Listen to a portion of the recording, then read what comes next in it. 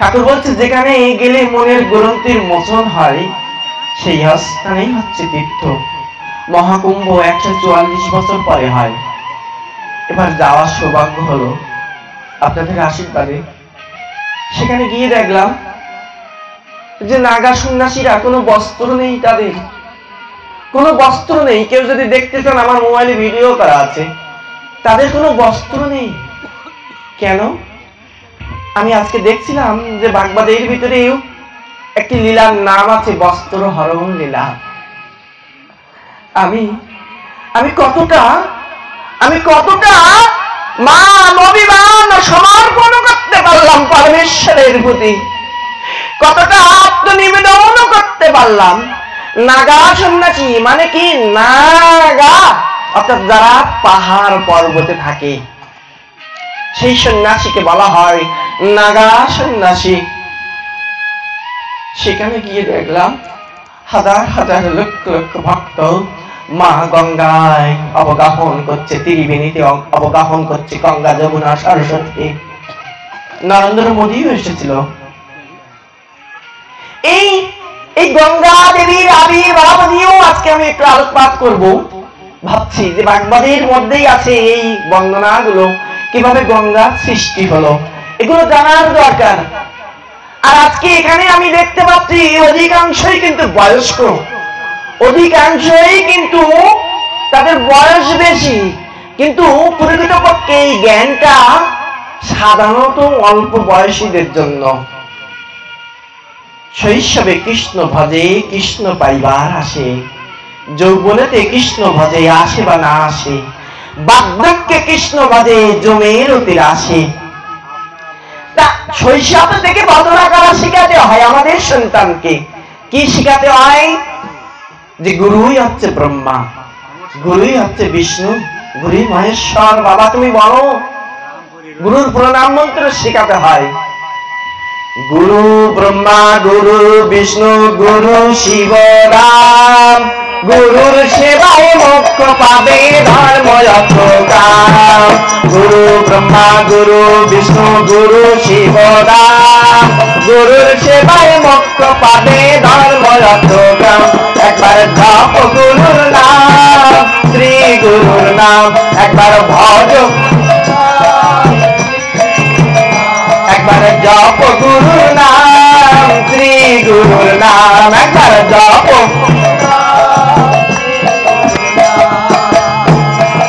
দিন তোমার আনন্দে যাবে শুনলে রাধা নাম, দিন তোমার আনন্দে যাবে। একবার জপ গুরুর নাম, শ্রী গুরুর নাম একবার।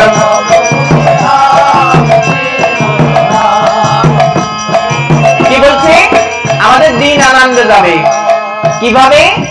এই রাধা নাম জপের মাধ্যমে, গুরুর নাম জপের মাধ্যমে। ভাগবত কি বলছে? ভাগবতে সপ্তম স্কন্ধ 15 অধ্যায় 26 নম্বর শ্লোক। সেখানে কি বলছে জানেন? সেখানে বলছে এস্য সাক্ষাৎ ভগবতী জ্ঞান দীপপদে গৌরাও মত্তা সিদ্ধি শ্রুতামতস্য সর্বং কুঞ্জের শৌচবাদ। কি বলছে?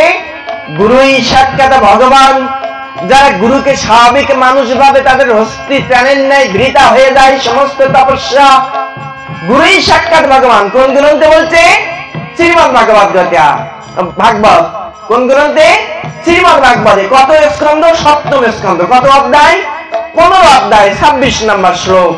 সেখানে বলছে গুরুই সাক্ষাৎ ভগবান। আর তারপরে শ্লোকে কি বলছে? সর্বদেবময় গুরু, সমস্ত দেবতার সমষ্টি হচ্ছে গুরু। আমার কথা নয়, আমার কথা আপনারা শুনবেন না। আমার কথার সাথে যদি গ্রন্থের শাস্ত্রের মিল যদি পান, ভাগবত গীতা মহাভারতে, সেটা আমরা শুনবো। কি বলছে? গুরুই সাক্ষাৎ ভগবান। এই জন্য গুরু হচ্ছে ভগবানের সদৃশ্য, স্বয়ং ভাগবত বলছে। তাই কি বলছে? গুরু ব্রহ্মা গুরু বিষ্ণু গুরু শিব দাম, গুরু সেবায় মোক্ষ পাবে ধর্ম যত কাম। গুরু ব্রহ্মা গুরু বিষ্ণু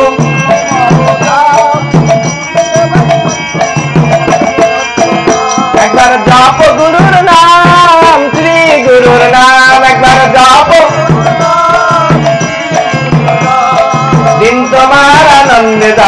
জপলে রাধা নাম দিন তোমার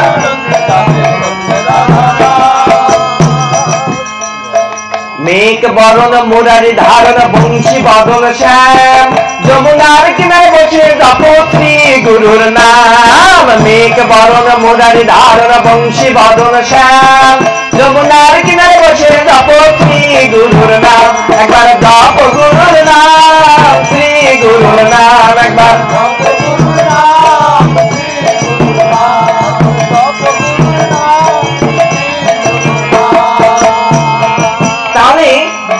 কি বলছে গুরুর নাম জপ করার কথা আর গৌর সুন্দর কি বলছে গৌর সুন্দর বলছে হরির নাম হরির নাম হরির নাম বা কে বললাম কলির নাস্তব নাস্তব নাস্তব গতির অন্যথা হরির নাম ছাড়া অন্য কোন নামে গতি নাই একবার নাম নিলে যত পাপ হরে জীবের সাধ্য নাই তত পাপ করে তাই একবার নাম আজকে আলোচনা হচ্ছিল যে এই যে নাম অপরাধ আছে 10টি নাম অপরাধ তার ভিতরে প্রথম অপরাধ কি জানেন তার ভিতরে প্রথম অপরাধ হচ্ছে গুরু নিন্দা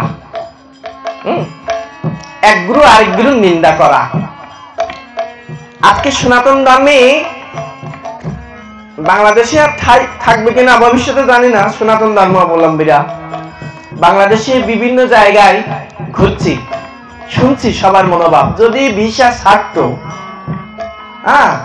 আমাদের এলাকার কথা বলি আমি খুলনা সাতক্ষীরার মানুষ আমাদের এলাকায় যখন 5ই আগস্ট ঘটনা ঘটে গেল বিশ্বাস করবেন কিনা জানি না যারা মানে পাসপোর্ট করা ছিল না তারা সবাই একটা সিঙ্গেল ব্যক্তি নেই যে যারা পাসপোর্ট করেনি যদি ভিসা থাকতো এদেশে হিন্দু থাকতো কিনা সন্দেহ আমার মুসলিমীয় কয়জন জমি বিক্রি করা জন্য যে কয়জন থাকে সেই কয়জনই থাকতো তাহলে এই যদি অবস্থা হয় আমাদের সনাতন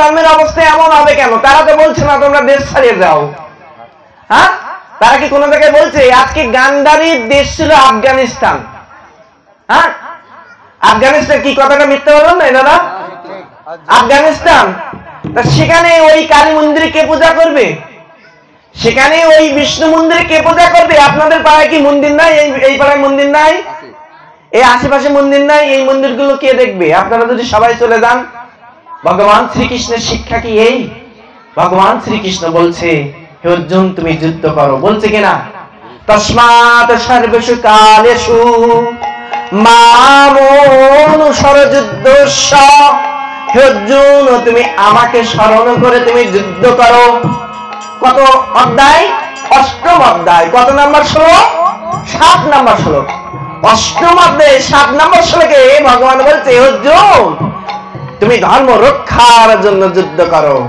কিসের জন্য ধর্ম রক্ষা করার জন্য আজকেও দেখছিলাম যে 6 জন নিহত হয়েছে প্যালেস্টাইন সেখানে কিন্তু ইসরায়েলের সাথে প্যালেস্টাইনের চুক্তি হয়েছে জানেন কিনা জানি না যে যুদ্ধবিরতি এখন যুদ্ধ বিনিময় হচ্ছে একজন কালকে 3 জন ছাড়ছে 3 জনকে ছেড়ে দিয়েছে তার বিনিময়ে 190 জনকে ছাড়তে হচ্ছে কাদের ইসরায়েলকে আপনারা জানেন কিনা এগুলো জানি না তাই এই যে অবস্থা ওই প্যালেস্টাইনিরা ওরা কিন্তু দেশ ছাড়ছে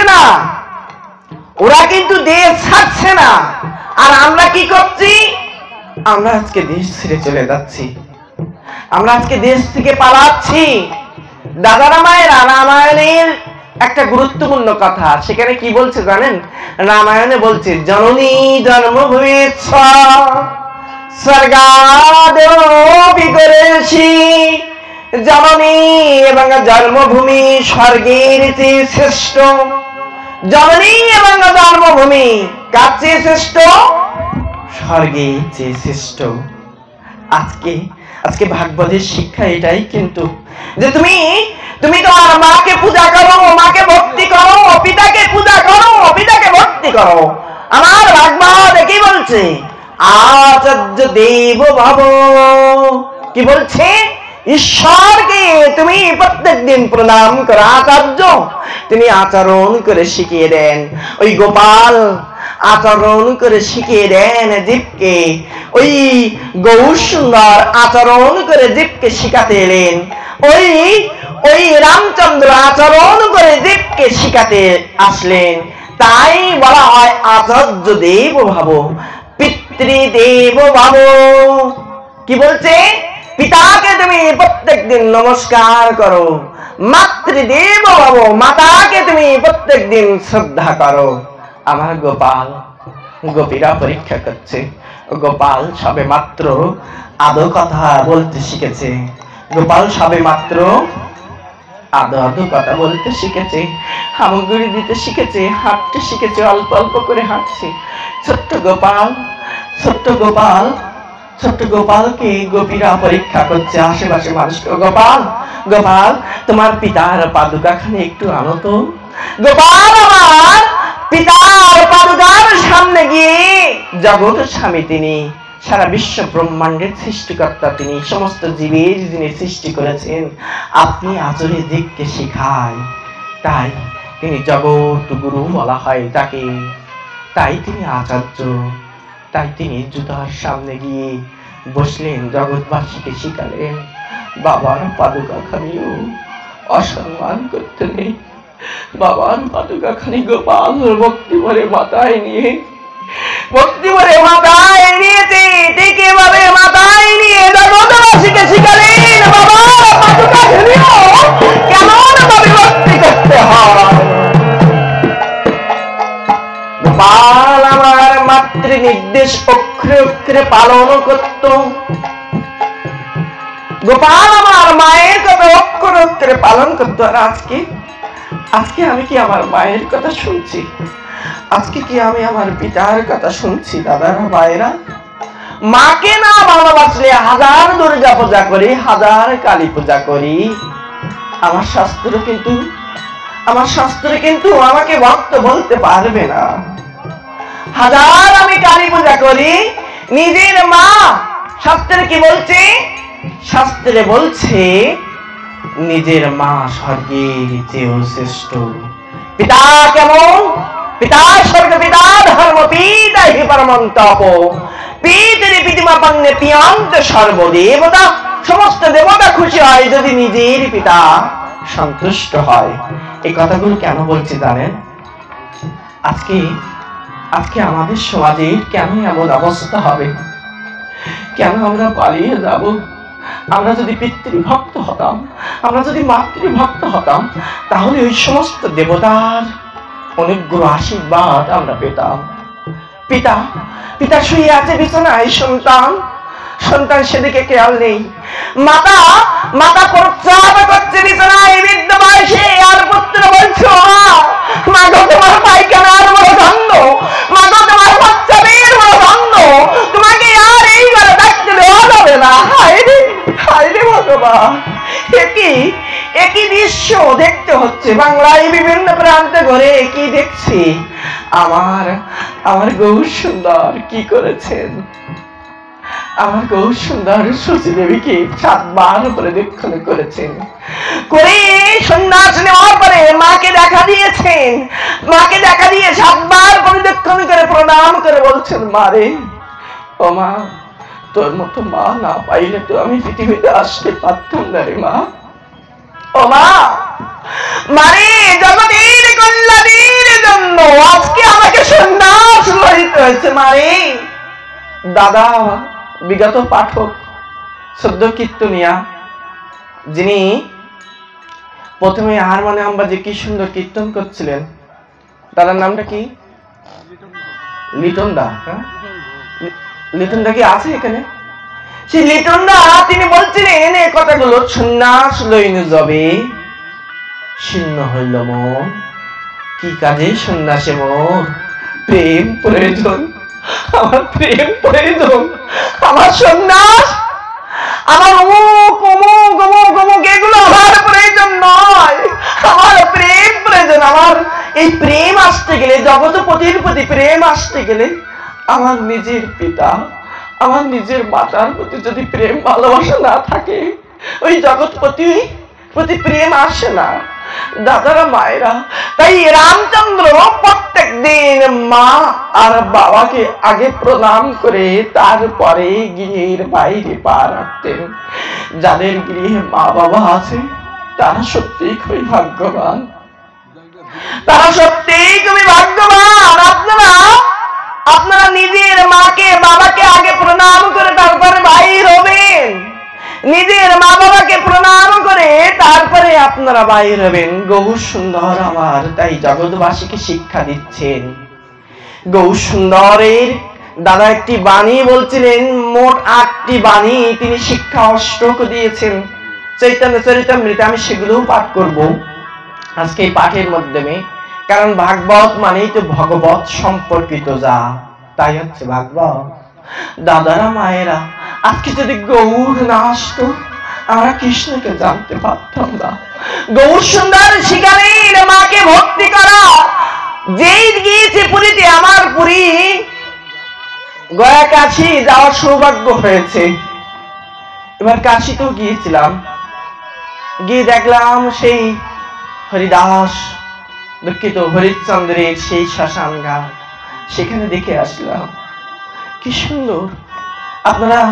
আপনারা যাইবেন, তীর্থস্থান ভ্রমণ করবেন, আপনাদের কাছে অনুরোধ থাকলো সকল তীর্থের সেরা তীর্থ হচ্ছে আমার গৃহের মধ্যে আছে, আমার গৃহের মা বাবার শ্রীচরণ। তাই গৌর সুন্দর মাকে বলছে, মারে ও মা, আমি কথা দিলাম আরো 2 বার আমি আসব। কে বলছে? স্বয়ং গৌর সুন্দর। কোথায় পাবেন? চৈতন্য ভাগবত। চৈতন্য ভাগবত কে লিখেছেন জানেন? গৌর সুন্দরের পার্ষদ বৃন্দাবন দাস। কি বলছে?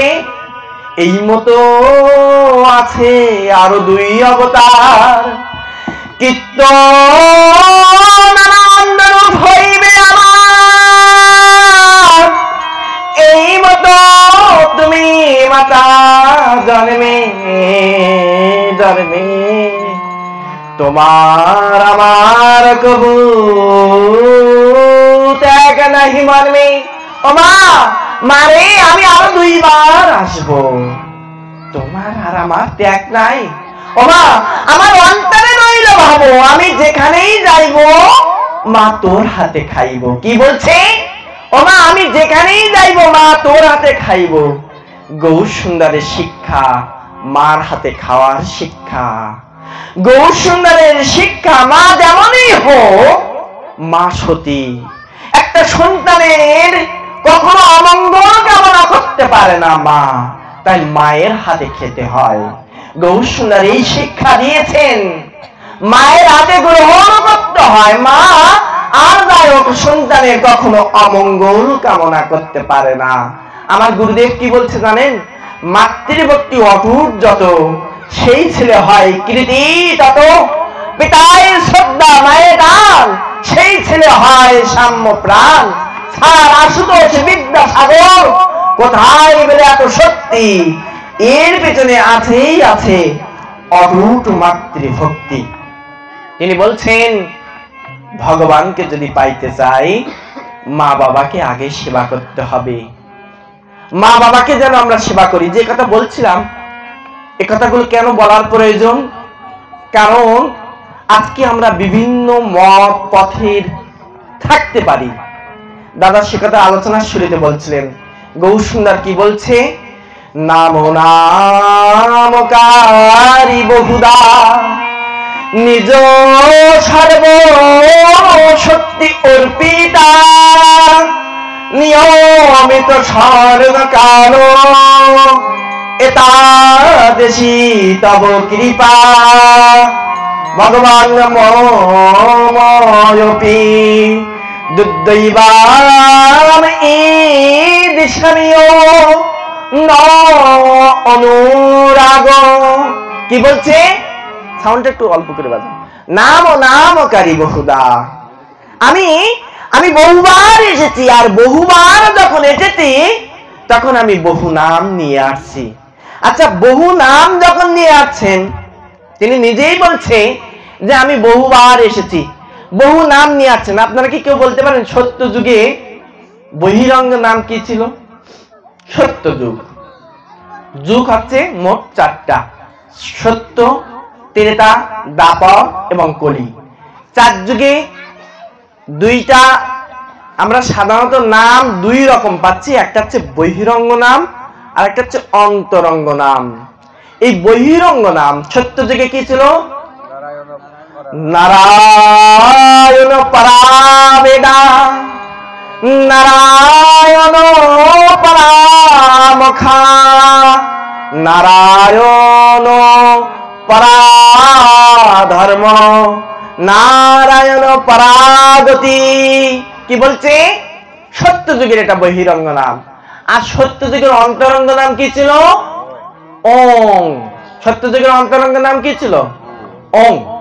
এই অন্তরঙ্গ নাম আর বহিরঙ্গ নাম, এই নাম হচ্ছে 2 প্রকার। বহিরঙ্গের নাম মানে প্রেমাস্বাদন, আর অন্তরঙ্গ নাম মানে আত্মার সাধন। আত্মার সাধন বিনা বহুমতি জন, সারা জীবনে করিলেও সাধন তথাপি না পায় ব্রজেন্দ্র নন্দন। আর দাপারে কি ছিল? হরে মুরারে মধু কৈটব ভাই, গোপাল গোবিন্দ যজ্ঞেশ নারায়ণ বিষ্ণু নিরাশ্রয়ং মাম জগদীশ রক্ষ। তাই না? হরে মুরারে মধু কৈটব ভাই, গোপাল গোবিন্দ যজ্ঞেশ নারায়ণ কৃষ্ণ বিষ্ণু নিরাশ্রয়ং মাম জগদীশ রক্ষ। এটা দাপার যুগের নাম। আর দাপার যুগের বীজ মন্ত্র কি নাম ছিল? হ্রিং। তাই না? আর ত্রেতায় বহিরঙ্গ কি নাম ছিল? ত্রেতা যুগে কি নাম করতো বহিরঙ্গে? কেউ কি বলতে পারেন? ত্রেতা যুগে রাম নারায়ণ তো কৃষ্ণ কেশব। কি বলছে? বলছে না রাম নারায়ণ তো মুকুন্দ মধুসূদন, কৃষ্ণ কেশব কংসরে হরে বৈকুণ্ঠ বাবন। ত্রেতা যুগে কোন নাম ছিল? বিশ নাম রং। আর কলিতে এসে কি হলো? কলিতে বহিরঙ্গ নাম কি হলো?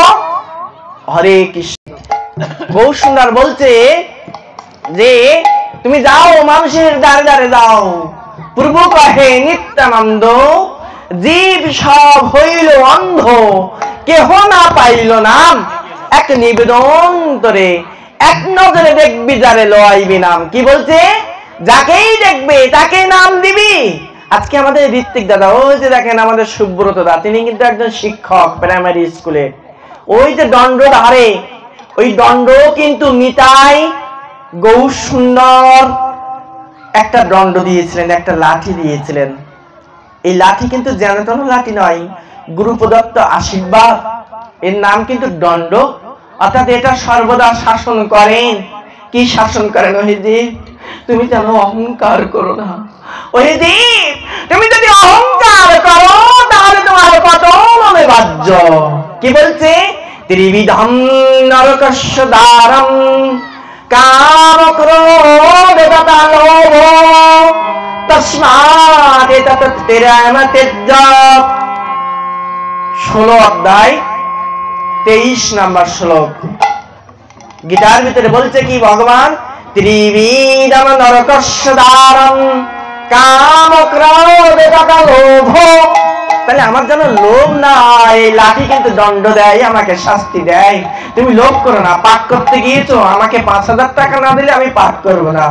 গান করতে গিয়েছো, আমাকে 10,000 টাকা না দিলে আমি গান করবো না। দাদারা মায়েরা, গৌর সুন্দরের শিক্ষা এটা ছিল না। আজকে আমরা কীর্তনের দল ভাড়া করি কিন্তু কীর্তন করি না। আজকে গিরিয়ে হাততালি দিয়ে কীর্তন যদি করত, কোন সন্তান আজকে ভয় পেয়ে পালিয়ে যেত না। কোন সন্তান আজকে ভয় পেত না, কারণ আমাদের মৃত্যু হয় না। শাস্ত্রে বলছে আমরা দেহান্তর হই মাত্র। আমরা এক দেহের থেকে আরেক দেহে দেহান্তরিত হই মাত্র। কি বলছে গীতার ভিতরে পরমেশ্বর ভগবান?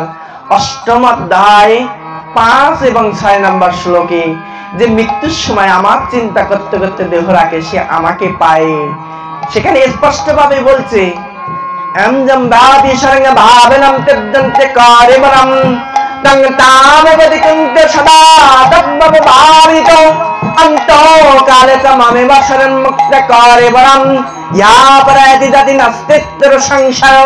এ বিষয়ে কোনো সন্দেহ নেই হে অর্জুন, যারা আমার কথা চিন্তা করতে দেহ রাখে তারা আমাকে পায়। অন্তকালে যে ভাব নিয়ে যাবে সে সেই ভাব অনুসারে জীবন লাভ করতে পারবে। জানি না কুমারীশ দাদা কি ভাব নিয়ে তিনি দেহ রেখেছেন, তিনি যে ভাব নিয়ে দেহ রেখেছেন সেই জীবনে তিনি লাভ করেছেন। আমি তার জন্য প্রার্থনা জানাই যেন গোবিন্দ চরণ সে লাভ করতে পারে। যে কথা বলছিলাম যে নাম অপরাধ আছে 10টি। কয়টি? 10টি। এত নাম হচ্ছে, নামযজ্ঞ হচ্ছে, কেন আমাদের উদ্ধার হচ্ছে না? নাম অপরাধ হচ্ছে না তো। আমি এবার নবদ্বীপ ধামে যাওয়ার সৌভাগ্য হয়েছিল। 2 তারিখে আমি গিয়েছিলাম, ফেব্রুয়ারির 2 তারিখে নবদ্বীপ ধামে গিয়েছিলাম, সেই নিম্নাস্তলায় যেখানে তিনি আবির্ভূত হয়েছিলেন। সেখান থেকে মাথা ঠুকে গৌর সুন্দরের কাছে প্রার্থনা করছিলাম। তুমি বলছো, কি বলছো? ওই নন্দননুচ কিম করম পতিতাম মাম্বিশামে বাবে ছিন্দু কৃপয়া তব পদ পঙ্কজ স্থিত ধুলিবি সদৃশ্য চিন্তয়। আমাদের শিক্ষা অষ্টকের একটা শ্লোক কি বলছে? ওই নন্দননুচ কিম করম, হে নন্দন নন্দন, হে সর্বকারণ কারণ, কৃপয়া তব পদ পঙ্কজ, আমাকে কৃপা করে তোমার ওই পায়ে ধূলিকণা সদৃশ্য করে থাকি।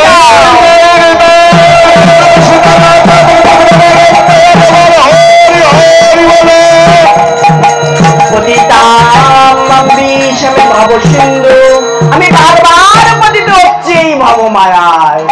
এই ভবমায়া, এই ভবমায়া থেকে অতিক্রম করতে গেলে আমার এই 10টা নাম অপরাধ করলে হবে না। তার ভিতরে প্রথম অপরাধ গুরু নিন্দা, দ্বিতীয় অপরাধ সাধু নিন্দা। তা গুরু, আজকে সনাতন ধর্মের এই মূল অধঃপতনের মূল কারণ কি?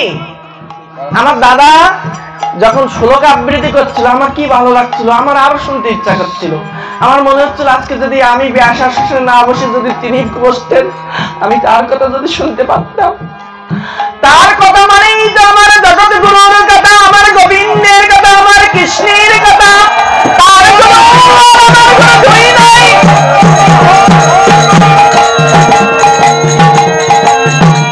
হিন্দু, হিন্দুর সংজ্ঞা কি? আমরা তো হিন্দু দেই হিনঞ্চা জুসা জাতি ইতি উচ্চতে হিন্দু, হিনঞ্চা জুসা জাতি ইতি উচ্চতে হিন্দু। সংস্কৃত অভিধানে দেখবেন হিন্দু শব্দের অর্থ কি? হিন্দু হিনঞ্চা জুসা জাতি ইতি উচ্চতে হিন্দু, যে জাতির ভিতরে কোনো হিংসা নেই, যে জাতির ভিতরে কোনো মলিনতা নেই, যে জাতির ভিতরে কাউকে হেয় করার কোনো বিধান নেই, সেই জাতির নামে হিন্দু। তাহলে কেন কেন আমি আর এক গুরু শিষ্য আরেক গুরু শিষ্যকে নিন্দা করব? কেন কেন এক গুরু আরেক গুরুকে নিন্দা করব? যে লোকনাথের ভক্ত তাকে কি বলতে পারে না বাবা, বাবা লোকনাথের কৃপা তোর উপরে যেন মর্ষিত হয়? যে যে নিতাইয়ের ভক্ত তাকে কি আমরা বলতে পারি না যে নিতাই তার যেন তোকে আশীর্বাদ করে? নিতাই নিতাই গৌর পৃথিবীর মানুষে হরে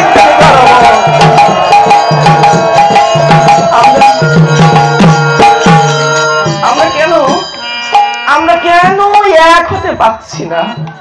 আমার চোখে জল আসে, গভীর রাত্রে ভাবি প্রভু তুমি যদি সৃষ্টিকর্তা এক হও, তুমি যদি সৃষ্টিকর্তা এক হও, তাহলে কেন আজকে আমরা একজন আরেকজনকে হিংসা করছি, একজন আরেকজনকে হেয় করছি? ঠাকুর আমার গুরুদেব কি শিক্ষা দিয়েছেন? হিংসায় হিংসা বাড়াই, প্রীতি বাড়াই প্রীতি, করবে যেমন পাবেও তেমন, এই সাধারণ নীতি। কি বলছে? হিংসা হিংসা বাড়াই, প্রীতি বাড়াই প্রীতি, করবে যেমন পাবেও তেমন, এই সাধারণ নীতি। আর আমাদের শ্রীমদ্ ভগবদ গীতায় 13 নম্বর শ্লোক, সেখানে কি বলছে? দ্বাদশ অধ্যায়ে 13 নম্বর শ্লোকে বলছে, অদেষ্ট সর্বভূতানাং মৈত্রী করুণ এবচ নির্মম নিরহংকার সমদুঃখ সুখ ক্ষমি। অদেষ্ট সর্বভূতানাং, শুধু কিন্তু মানুষকে বলেনি, বলছে অদেষ্ট সর্বভূতানাং, তুমি সমস্ত প্রাণী উদ্ভিদকে তুমি কখনো হিংসা করবে না, তুমি কখনো হিংসা করবে না, তুমি সবাইকে ভালোবাসবে। গৌর সুন্দর আমাদেরকে ভালোবাসা শিখালেন, প্রেম শিখালেন। তাকে যদি নিবেদন করি, সে নিবেদন তিনি গ্রহণ করেন। গৌর সুন্দর যখন তার বয়স 5 বছর, এবার মায়াপুরে গিয়ে আমি একটা গ্রন্থ কিনলাম। গ্রন্থটির নাম শ্রী গৌরাঙ্গ। সেই গ্রন্থ থেকে আপনাদেরকে একটা উদ্ধৃতি দিচ্ছি। গৌর সুন্দরের বয়স যখন 5 বছর, তষ্টিক ব্রাহ্মণ এসেছে। মা শচী দেবী তাকে রান্না করার জন্য, প্রসাদ রান্না করার জন্য সমস্ত কিছু দিয়েছেন। ব্রাহ্মণটি রান্না করে তার জগৎগুরু যিনি সেই পরমেশ্বরকে নিবেদন করছেন। তষ্টিক ব্রাহ্মণে যেই নিবেদন করেছে, ভক্তি ভরে ভগবান কখন আসেন? ভগবান আসেন ভক্তি ভরে, কিছু নিবেদন করলে তখন তিনি আসেন। কোথায় আসেন? ভক্তের কাছে তিনি আসেন। এখানে হাজার হাজার ভক্ত আছে, এখানে তিনি আসেন। দাদারা মায়েরা, কি বলছে শাস্ত্রে? বলছে, নাহাং তিষ্ঠামি বৈকুণ্ঠে যোগিনাঙ্গি ডাঙ্গনাচ মত ভক্তা তত্র গায়ত্রী তত্র তিষ্ঠয় নারদ। হে নারদ, নাহাং তিষ্ঠামি বৈকুণ্ঠে, আমি বৈকুণ্ঠেও থাকি না। যোগিনাঙ্গি ডাঙ্গনাচ, আমি যোগিনীর হৃদয়েও থাকি না। আমার ভক্তরা যেখানে গুণকীর্তন করে আমি সেখানে অবস্থান করি। তষ্টিক ব্রাহ্মণ ভগবানের গুণকীর্তন করে তার রন্ধনকৃত প্রসাদ গোবিন্দকে, গোপালকে, ঈশ্বরকে নিবেদন করছেন। আর সেই প্রসাদ এসে 5 বছরের নিমাই এসে খাচ্ছে। একে তুমি আমার গোপালের প্রসাদ, গোবিন্দের প্রসাদ তুমি কেন খেয়েছো নিমাই? তুমি কেন আমার গোপালের প্রসাদ খেয়েছো? নিমাই 5 বছরের মৃদু মনে মনে হাঁটছে যে কাকে নিবেদন করছে, যাকে নিবেদন করছো তুমি, সেই তিনিই তো আমি, সেই তিনিই তো আমি। আমরা এই জায়গায়টি আসতে পারছি না বলেই আজকে সনাতন ধর্মের এই অবস্থা। আমরা কৃষ্ণ আর নিমাইয়ের ভিতরে আলাদা করে ফেলাই। দাদারা মায়েরা, রাম আর কৃষ্ণের ভিতরে আলাদা করে ফেলাই। গিয়েছিলাম উত্তর ভারতে, সেখানে দেখলাম রাম মন্দিরে যাওয়ার সৌভাগ্য হয়েছিল। এবার আপনারা দয়া করে যাবেন, এই জায়গাগুলো যাবেন যেখানে গৌর সুন্দর জন্মগ্রহণ করছে। মনে হচ্ছিল বিশাল মেয়াদকে যদি আর একদিন বেশি হতো, তাহলে ওই নিঙ্গাস্তলায় আমি কেঁদে কেঁদে বলতাম, হে গৌর, তুমি আবার এসো, তুমি আবার এসে আমাদের সবাইকে তুমি রক্ষা করো।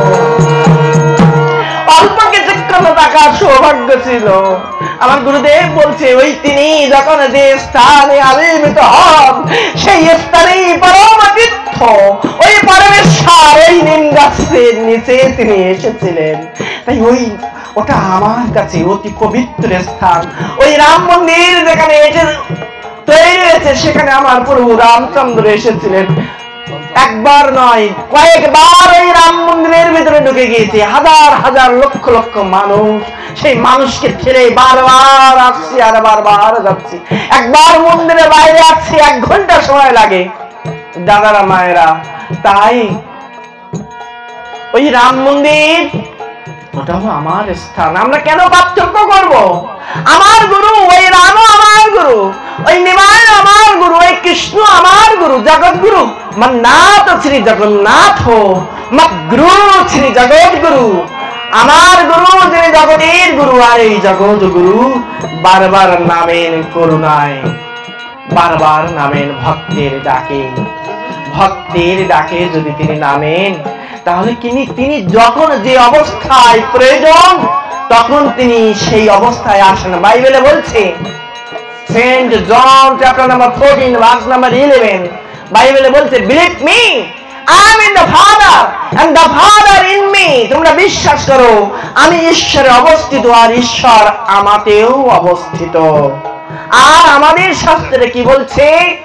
আমাদের শাস্ত্রে বলছে যে নাস্তি বুদ্ধির অযুক্তস্য নো চ যুক্তস্য ভাবনা নো চ ভাবায়তে শান্তির অসন্তস্য কুত সুখম। যে গুরুর সাথে যুক্ত নয় তার সৎচিন্তা সদ্ভাবনা উদিত হয় না। শ্রীমদ্ ভগবদ গীতায় বলছে নাস্তি বুদ্ধির অযুক্তস্য। তাহলে আমাদের গুরুর সাথে যুক্ত হতে হবে। আপনারা প্রশ্ন করতে পারেন আমাদের নীলকমল দা এখানে, নীলকমল দা যখন প্রথমে শুরু করেছিলেন, দাদা ছিলেন, তিনি কি উচ্চারণ করেছিলেন জানেন? তিনি বলছিলেন বন্দে পুরুষোত্তম। তিনি কি বলছেন? বন্দে পুরুষোত্তম। জানেন এর অর্থ কি জানেন? বন্দে মানে বন্দনা করা, আর পুরুষোত্তম কে? এই গ্রন্থটার নাম শ্রীমদ্ ভগবদ গীতা। গীতার একটা অধ্যায়ের নামই পুরুষোত্তম যোগ। 18টা অধ্যায়ের 15 অধ্যায়। কোন অধ্যায়? 15 অধ্যায়। সেখানে কি বলছে? 15 অধ্যায় 16, 17, 18, 19 চারটা শ্লোক পড়বেন। সেখানে কি বলছে? দৌ ইমৌ পুরুষলোক খর অক্ষর এবচ খর সর্বাণি ভূতানি কুটস্থ উচ্চতে উত্তম পুরুষোত্তম পরমাত্মা ইতি উদারিত ইয়ালকতরামাবিষ্ট বিভূতি অব্যৈশ্বর তস্মাৎ খরম ওদিত অমক্ষরৎ ওপি চ উত্তম অতস্মি লোক বেদ জানতি পুরুষোত্তম এ যমম এমং জানতি পুরুষোত্তম সর্ববিদ বদতি মম সর্বভাবেন ভারত। হে ভারত, যারা আমাকে পুরুষোত্তম রূপে ভজনা করে তারা সর্বজ্ঞ। অর্জুনের আরেক নাম ভারত। গীতায় অর্জুনের আরেকটা নাম কি বলছে? হে ভারত, মানে ভারতের বংশোদ্ভূত আমরা। ভারত রাজার নাম অনুসারে নাম হয়েছে ভারতবর্ষ। তাই অর্জুনকে বলছে অর্জুন, যারা পুরুষোত্তম রূপে আমাকে ভজনা করে তারা সর্বতভাবে আমাকেই ভজনা করে। দাদারা মায়েরা, তাই ওই যে কালীপদদা, ওই যে নিতাইদা, তারা বন্দে পুরুষোত্তম বললে ভুল বলছে না। এটা গীতার শিক্ষা। ভাগবতের 12 জন, ভাগবত গ্রন্থে 12 জন মোট মহাজন। বৈষ্ণব মহাজন কতজন দাদা? 12 জন। বা বৈষ্ণবদের গুরু, আদি গুরু কতজন? 12 জন। বৈষ্ণব আচার্য বলা হয়। 6ষ্ঠ স্কন্ধ 3য় অধ্যায় 20 নম্বর শ্লোক। ভাগবতের কত স্কন্ধ? 6ষ্ঠ স্কন্ধ 3য় অধ্যায় 20 নম্বর শ্লোক। সেখানে কি বলছে? সেখানে বলছে স্বয়ম্ভু নারদ শুম্ভু কুমার কপিল মনু প্রহ্লাদ জনক বিশ্ব বলির বয়াস কি বয়াম অয়ম। কি বলছে? স্বয়ম্ভু নারদ শুম্ভু। ধর্ম যদি শিখতে হয় এই 12 জনের কাছ থেকে শিখতে হবে। হ্যাঁ, কোন গ্রন্থে বলছে এটা? মহাভারত। আমাদের গীতা কিন্তু মহাভারতের অন্তর্গত একটি গ্রন্থ। হ্যাঁ, মহাভারতের বন পর্বে 133 নম্বর অধ্যায়ে 117 নম্বর শ্লোকে বলছে ধর্মস্য তত্ত্বম নিহতম গুহায়নম নসু মনুজস্মতম ন ভিন্নম মহাজন গত সপন্ত ধর্ম। কি বলছে? মহাজন যেটা বলছে সেই অনুসারে চলাই হচ্ছে ধর্ম। তাহলে সেই মহাজন কতজন? 12 জন। সেই 12 জন মহাজনের ভিতরে স্বয়ম্ভু নারদ শুম্ভু কুমার কপিল মনু প্রহ্লাদ জনক বিশ্ব বলির বয়স কি বয়াম অয়ম। এই শ্লোকটা বলছে স্বয়ং যমরাজা। তাই অয়ম মানে আমি, হ্যাঁ, নিজে। তাহলে এই 12 জন হচ্ছে আমাদের মহাজন। সেই 12 জন মহাজনের ভিতরে স্বয়ম্ভু নারদ শুম্ভু, নারদ হচ্ছে দ্বিতীয় মহাজন। সেই নারদ মুনি নারদীয় পুরাণে 2য় অধ্যায় 53 নম্বর শ্লোকে কি বলছে জানেন? ধ্যাত শ্রীত পূজিত বা স্তাওমান অপিবা স্বপদম বন্দে পুরুষোত্তমম। এই নারদীয় পুরাণে বলছে যার পূজা করলে পরমেশ্বর খুশি হয়, যার ধ্যান করলে পরমেশ্বর খুশি হয়, সেই আমার সেই পুরুষোত্তমকে আমি নমস্কার জানাই। সেই পুরুষোত্তমকে আমি বন্দনা করি। তাই আমরা কি বলি, সবাই মিলে বলি তো, বন্দে পুরুষোত্তমম, বন্দে পুরুষোত্তমম, বন্দে পুরুষোত্তমম। একেবারে শেষ প্রান্তে চলে এসেছি, আমার একটা সময় দেওয়া আছে, সেই সময়ে আমি শেষ করব। কি বলছে, আমরা জয় গুরু বলি। কি বলি, আমরা জয় গুরু বলি। অনেকেই যারা নিতাই সম্প্রদায়ের কাছে দীক্ষা নিয়েছেন, তাদের বললে, জয় নিতাই বললে তারা খুশি হয়। আমার সামনে যদি কোনো জয় নিতাই বা নিতাই সম্প্রদায়ের দীক্ষিত কেউ থাকে, আমি কিন্তু তখন জয় গুরু বলি না। আমি কি করে জানেন, জয় নিতাই বলি। আমি বুঝি যে ওই মানুষটা বৈষ্ণব তন্ত্রে, তখন আমি হরে কৃষ্ণ বলি, আমি কিন্তু জয় গুরু বলি না। কেন জানেন, কারণ ওনার ভিতরে আমার ভগবান শ্রীকৃষ্ণ আছে, আছে না দাদা? গীতা পড়তে হবে, কি বলছে, আমি সবার হৃদয়ে অবস্থান করি, তাই না? অষ্টাদশ অধ্যায় 61 নম্বর শ্লোক পড়বেন। কি বলছে, যে আমি সবার হৃদয়ে অবস্থান করি। এখন প্রশ্ন হচ্ছে, এই জয় নিতাই আর জয় গুরু বলার ভিতরে কোনো পার্থক্য আছে কিনা? যেহেতু আমরা একজন আরেকজনকে হেয় করি, জয় গুরু শব্দের অর্থটাকে একটু বলার চেষ্টা করি। জয় মানে মঙ্গল বা শান্তি, জয় মানে কি, মঙ্গল বা শান্তি। আর গুরু শব্দের অর্থ জগৎগুরু, গু অন্ধকার, রু আলো। সেই জগৎগুরু আপনার মঙ্গল বা শান্তি দান করুন। জয়গুরু শব্দের অর্থ কি, জয়গুরু আপনার মঙ্গল বা শান্তি দান করুন। তো জগৎগুরু কে, প্রশ্ন থাকে, জগৎগুরু কে? হ্যাঁ, জগৎগুরু আমার গৌর সুন্দর। জগৎগুরু কে? জগৎগুরু আমার কৃষ্ণ। আবার যদি খ্রিস্টানদের কাছে যান, তাদের জগৎগুরু একজন আছে। আবার যাদের এই আমার পার্শ্ববর্তী সম্প্রদায়ের কাছে যান, তাদের কাছে তাদের একজন আছে। কিন্তু জগৎগুরু দুই নয়, জগৎগুরু এক।